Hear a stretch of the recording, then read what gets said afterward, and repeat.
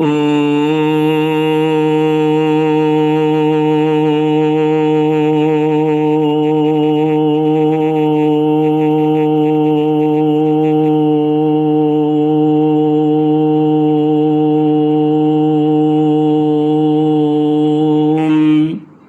श्री गुरुचरण कमलेभ्यो नमः।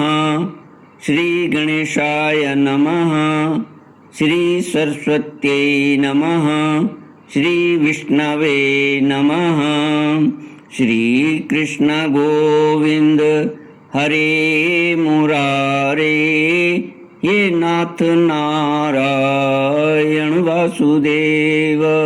श्री कृष्ण गोविंद हरे मुरारे, हे नाथ नारायण वासुदेव। हे नाथ नारायण वासुदेव, हे नाथ नारायण वासुदेव।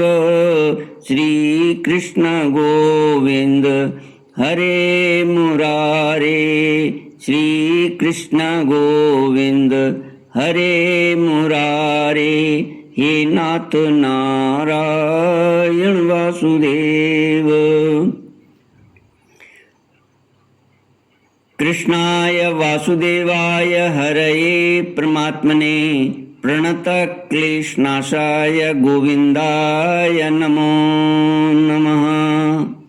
कृष्णाय वासुदेवाय देवकी नंदनाय च नंदगोपकुमाराय गोविन्दाय नमो नमः। सच्चिदानन्दरूपाय विश्वोत्पत्त्यादिहेतवे तापत्रयविनाशाय श्रीकृष्णाय वयं नमः।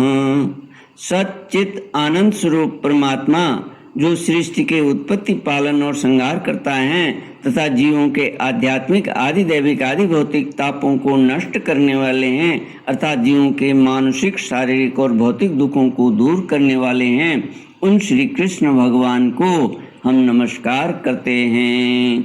श्री कृष्ण गोविंद हरे मुरारे, हे नाथ नारायण वासुदेव।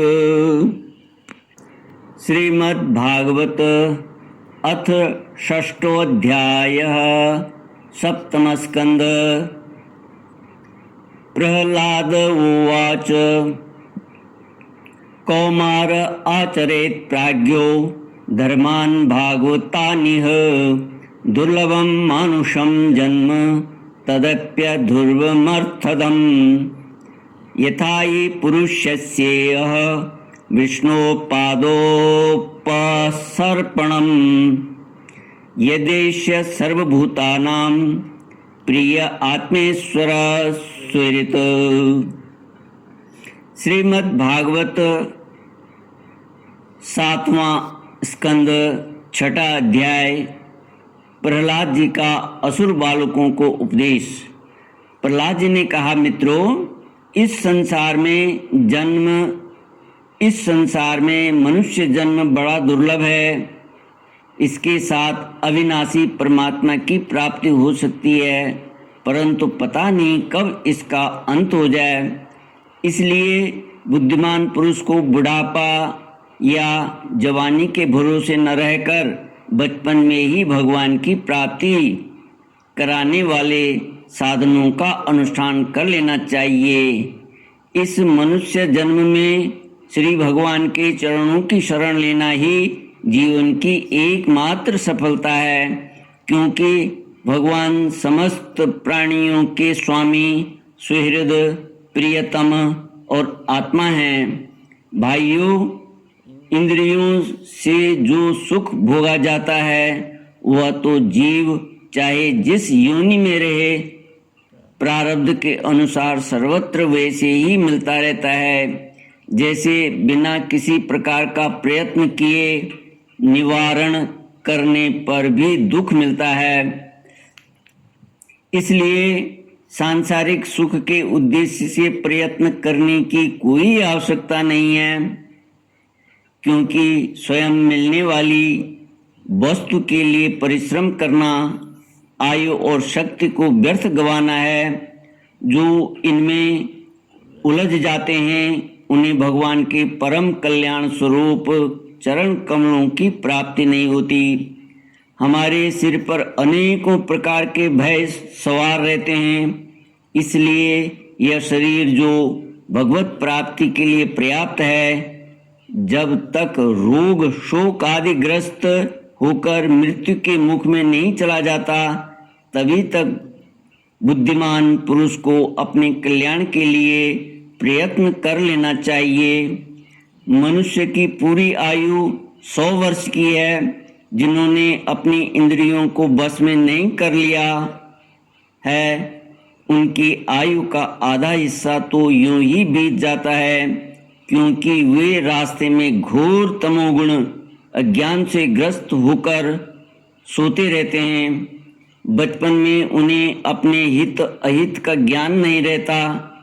कुछ बड़े होने पर कुमार अवस्था में वे खेल कूद में ही लग जाते हैं। इस प्रकार 20 वर्ष का तो पता ही नहीं चलता। जब बुढ़ापा शरीर को ग्रस लेता है, तब अंत में 20 वर्षों में कुछ करने धरने की शक्ति नहीं रह जाती। श्री कृष्ण गोविंद हरे मुरारे, हे नाथ नारायण वासुदेव। बुढ़ापा शरीर को ग्रस लेता है, तब अंत के 20 वर्षों में कुछ करने धरने की शक्ति ही नहीं रह जाती।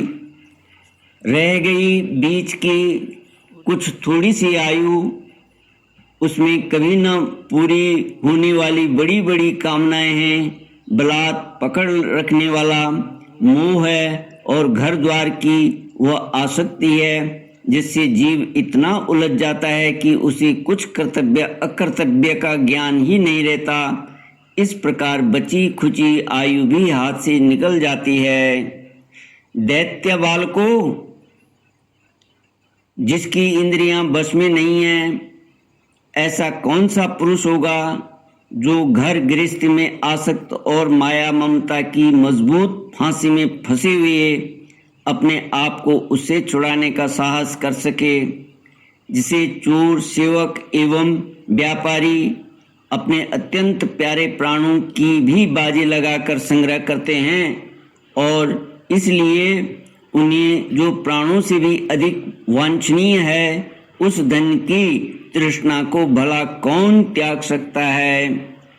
जो अपनी प्रियतमा पत्नी के एकांत सहवास, उसकी प्रेम भरी बातों और मीठी मीठी सलाह पर अपने को निछावर कर चुका है, भाई बंधु और मित्रों के स्नेह पास में बंध चुका है, और नन्हे नन्हे शिशुओं की तोतली बोली पर लुभा चुका है, भला वह उन्हें कैसे छोड़ सकता है।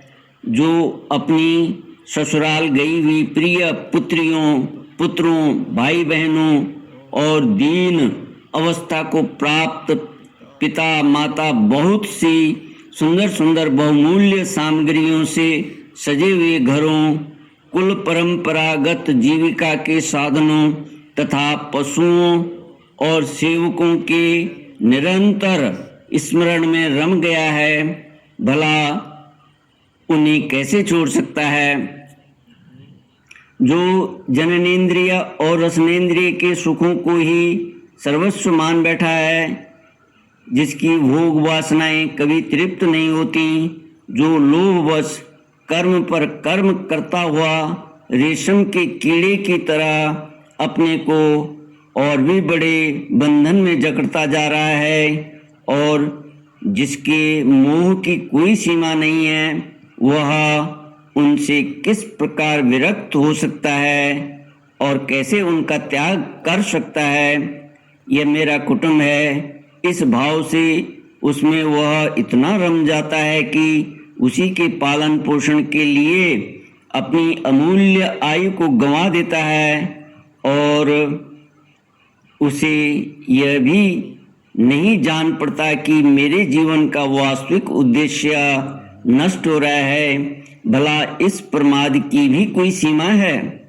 यदि इन कामों में कुछ सुख मिले तो भी एक बात है, परंतु यहाँ तो जहाँ जहाँ वह जाता है वहीं वहीं दैहिक, दैविक और भौतिक ताप उसके हृदय को जलाते ही रहते हैं, फिर भी वैराग्य का उदय नहीं होता। कितनी विडंबना है। कुटुंब की ममता की फेर में पढ़कर वह इतना असावधान हो जाता है कि उसका मन धन के चिंतन में सदा इतना लवलीन रहता है कि वह दूसरे का धन चुराने के लौकिक पारलौकिक दोषों को जानता हुआ भी कामनाओं को वश में न कर सकने के कारण इंद्रियों के भोग की लालसा से चोरी कर ही बैठता है। भाइयों, जो इस प्रकार अपने कुटुंबियों के पेट पालने में ही लगा रहता है, कभी भगवत भजन नहीं करता, वह विद्वान हो तो भी उसे परमात्मा की प्राप्ति नहीं हो सकती, क्योंकि अपने पराये का भेदभाव रहने के कारण उसे भी अज्ञानियों के समान ही तमः प्रधान गति प्राप्त होती है। जो कामनियों के मनोरंजन का सामान उनका क्रीड़ा मृग बन रहा है और जिसने अपने पैरों में संतान की बेड़ी जकड़ ली है, वह बेचारा गरीब, चाहे कोई भी हो, कहीं भी हो, किसी भी प्रकार से अपना उद्धार नहीं कर सकता। इसलिए भाइयों, तुम लोग विषयासक्त दैत्यों का संग दूर से ही छोड़ दो और आदिदेव भगवान नारायण की शरण ग्रहण करो, क्योंकि जिन्होंने संसार की आसक्ति छोड़ दी है उन महात्माओं के वे ही परम प्रियतम और परम गति हैं। श्री कृष्ण गोविंद हरे मुरारे, हे नाथ नारायण वासुदेव। प्रहलाद जी कहते हैं, मित्रों, भगवान को प्रसन्न करने के लिए कोई बहुत परिश्रम या प्रयत्न नहीं करना पड़ता, क्योंकि वे समस्त प्राणियों के आत्मा हैं और सर्वत्र सबकी सत्ता के रूप में स्वयं सिद्ध वस्तु हैं। ब्रह्मा से लेकर तिनके तक छोटे बड़े समस्त प्राणियों में, पंचभूतों से बनी हुई वस्तुओं में, पंचभूतों में, सूक्ष्म तन मात्राओं में, महत्त्व में, तीनों गुणों में और गुणों की साम्यावस्था प्रकृति में एक ही अविनाशी परमात्मा विराजमान हैं। वे ही समस्त सौंदर्य, माधुर्य और ऐश्वर्यों की खान है। वे ही अंतर्यामी दृष्टा के रूप में हैं और वे ही दृश्य जगत के रूप में भी सर्वथा अनिर्वचनीय तथा विकल्प रहित होने पर भी दृष्टा और दृश्य, व्याप्य और व्यापक के रूप में उनका निर्वचन किया जाता है। वस्तुतः उनमें एक भी विकल्प नहीं है। वे केवल अनुभव स्वरूप, आनंद स्वरूप, एकमात्र परमेश्वर ही हैं। गुणमयी सृष्टि करने वाली माया के द्वारा ही उनका ऐश्वर्य छिप रहा है। इसके निवृत्त होते ही उनके दर्शन हो जाते हैं। इसलिए तुम लोग अपने दैत्यपने का, आसुरी संपत्ति का त्याग करके समस्त प्राणियों पर दया करो, प्रेम से उनकी भलाई करो। इसी से भगवान प्रसन्न होते हैं। आदि नारायण अनंत भगवान के प्रसन्न हो जाने पर ऐसी कौन सी वस्तु है जो नहीं मिल सकती। लोक और परलोक के लिए जिन धर्म, अर्थ आदि की आवश्यकता बतलाई जाती है, वे तो गुणों के परिणाम में बिना प्रयास के स्वयं ही मिलने वाले हैं। जब हम श्री भगवान के चरणामृत का सेवन करने और उनके नाम गुणों का कीर्तन करने में लगे हैं, तब हमें मोक्ष की भी क्या आवश्यकता है।